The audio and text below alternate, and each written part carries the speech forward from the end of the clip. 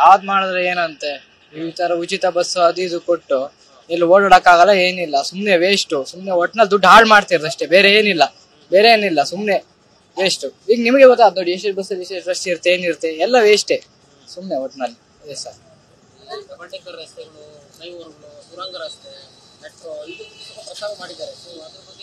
ಅದಾದ್ರೆ ಉಪಯೋಗ ಇದೆ sir, ಅದಾದ್ರೆ use ಇದೆ. ಈಗ ಬೆಂಗಳೂರು ನೋಡ್ರೆ ಟ್ರಾಫಿಕ್ ಇದೆ ಜಾಸ್ತಿ ಆಗ್ತಿದೆ, ಹಾಗ ಅದಾದ್ರೆ ಯೂಸ್ ಇದೆ. ನಮ್ಗೇನು ಅವರು ವರ್ಷ ಮಾಡ್ತಾರೆ, ಎಲ್ಲ ಗೌರ್ಮೆಂಟ್ ಇನ್ಕಮ್ ಐತೆ, ಪಬ್ಲಿಕ್ ಏನು ಇಲ್ವಲ್ಲ. ಪಬ್ಲಿಕ್ ಇರೋದು ಕಿತ್ಕೊಂಡು ಕಳಿಸ್ತಾರ. ಎಲ್ಲೋರು ವ್ಯಾಪಾರಕ್ಕೆ ಎಲ್ಲೇ ಹೋಗಿ 100 ರೂಪಾಯಿ ಇರೋದು 200 ರೂಪಾಯಿ 300 ರೂಪಾಯಿ ಎಲ್ಲ ರೇಟ್ಗಳು ಸಿಕ್ಕಾಪಟ್ಟ ಏರಿಸ್ತಾರ ವರ್ಷ ಬಜೆಟ್ ಅಂದ್ಬಿಟ್ಟು. ಟ್ರಾಫಿಕ್ ಕಡಿಮೆ ಮಾಡೋದಕ್ಕೆ ಸುರಂಗ ರಸ್ತೆ, ಡಬಲ್ ಡೆಕ್ಕರು, ನೀರ್ ಸಮಸ್ಯೆಗೆ 6ನೇ ಅಂತ ಅಷ್ಟೇ. ಇದೆಲ್ಲ ಮಾಡಿದ್ರೆ ಸಾಕು. ಇವಾಗ ಏನೇನು ಬೇಕು ಫೆಸಿಲಿಟಿ ಎಲ್ಲ ಜನಕ್ಕೆ ಮಾಡಿದ್ರೆ ಅದು ದುಡ್ಡು ಬಜೆಟ್ನ ರೈಸ್ ಮಾಡ್ಕೊಬೋದಲ್ಲ.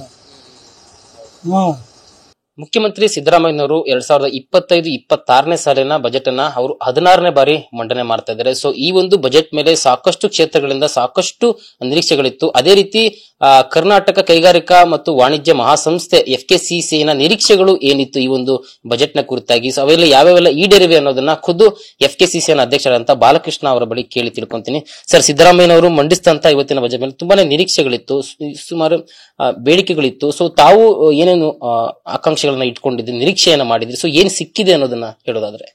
ನಾವು ಕೇಳಿದಲ್ಲಿ MSME ಅಂದ್ರೆ ಇಂಡಸ್ಟ್ರಿ ಪರವಾಗಿ ಒಂದು 4-5 ಇದನ್ನು ಕೇಳಿದ್ವಿ. ಅದರಲ್ಲಿ ಸುಮಾರು ಕೊಟ್ಟಿದ್ದಾರೆ. ಒಂದು MSME ಪಾಲಿಸಿ ಕೇಳಿದ್ವಿ, MSME ಪಾಲಿಸಿ ಚೇಂಜ್ ಮಾಡೋದಕ್ಕೆ ಹೊಸ ಇದು ಮಾಡಿದ್ದಾರೆ. ಪ್ಲಗ್ ಅಂಡ್ ಪ್ಲೇ ಸಿಸ್ಟಮ್ ಕೊಡಿ ಅಂತ ಕೇಳಿದ್ವಿ, ಪ್ಲಗ್ ಅಂಡ್ ಸಿಸ್ಟಮ್ ಕೊಟ್ಟಿದ್ದಾರೆ. ಮತ್ತೆ ಇಂಡಸ್ಟ್ರಿಯಲ್ ಪಾರ್ಕ್ಸ್ ಮಾಡಿ ಅಂತ ಕೇಳಿದ್ವಿ. ಇಂಡಸ್ಟ್ರಿಯಲ್ ಪಾರ್ಕ್ಸ್ ಟೈರ್ 2 ಸಿಟೀಸ್ ಅಲ್ಲಿ, ಟೈರ್ 3 ಸಿಟೀಸ್ಗಳಲ್ಲಿ ಮಾಡಿ ಅಂತ, ಅದನ್ನು ಸಹ ಮಾಡಿದ್ದಾರೆ ಈಗ. ಸೊ ಅದ್ರ ಜೊತೆಗೆ ಎನ್ವಿರಾನ್ಮೆಂಟ್ ಕ್ಲಿಯರೆನ್ಸಸ್ಗೆ ನಾವು ಥರ್ಡ್ ಪಾರ್ಟಿ ಮಾಡಬೇಕಾಗಿತ್ತು, ಅದನ್ನ ಥರ್ಡ್ ಪಾರ್ಟಿ ಬೇಡ, ನಮ್ಗೆ ಸೆಲ್ಫ್ ಅಟೆಸ್ಟೇಷನ್ಸ್ ಕೊಡಿ ಅಂತ ಅದನ್ನು ಮಾಡಿದ್ದಾರೆ. ಆಮೇಲೆ ಕಾಂಪ್ಲೇನ್ಸಸ್ ಅಂದ್ರೆ ಈಗ 4-5 ಡಿಪಾರ್ಟ್ಮೆಂಟ್ಗಳು ಇದ್ರೆ 4-5 ನಾವು ರಿಪೋರ್ಟ್ ಕೊಡಬೇಕು, ತಿಂಗಳಿಗೊಮ್ಮೆ ಅವರಿಗೆ ನಾವು ಕಳಿಸಬೇಕಾಗ್ತಾ ಇತ್ತು.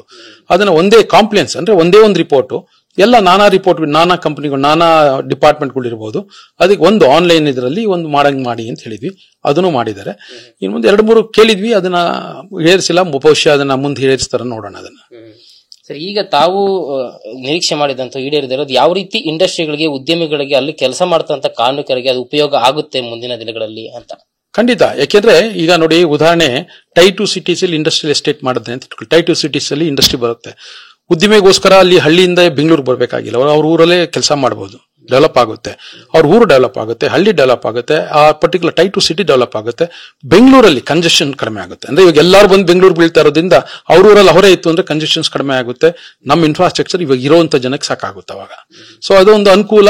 ಸೊ ಮತ್ತೆ ಬೇರೆ ಇದ್ರಲ್ಲೂ ಸಹ ಒತ್ತು ಕೊಟ್ಟಿದ್ವಿ. ಟೂರಿಸಂ ಕೇಳಿದ್ವಿ ನಾವು, ಬೇರೆ ಇದರಲ್ಲೆಲ್ಲ ಟೂರಿಸಂ ಡೆವಲಪ್ ಮಾಡಿ ಅದಕ್ಕೆ ಸ್ವಲ್ಪ ಸಪರೇಟ್ ಫಂಡ್ಸ್ ಕೊಡಿ ಅಂತ. ಟೂರಿಸಂ ಪಾಲಿಸಿ ಮಾಡಿದ್ದಾರೆ, ಟೆಕ್ಸ್ಟೈಲ್ ಪಾಲಿಸಿ ಮಾಡಿದ್ದಾರೆ, EV ಪಾಲಿಸಿಗಳು ತುಂಬಾ ಚೆನ್ನಾಗಿ ಮಾಡಿದ್ದಾರೆ, ಎಲ್ಲ ಪಾಲಿಸೀಸ್ ಚೆನ್ನಾಗಿ ಮಾಡಿದ್ದಾರೆ.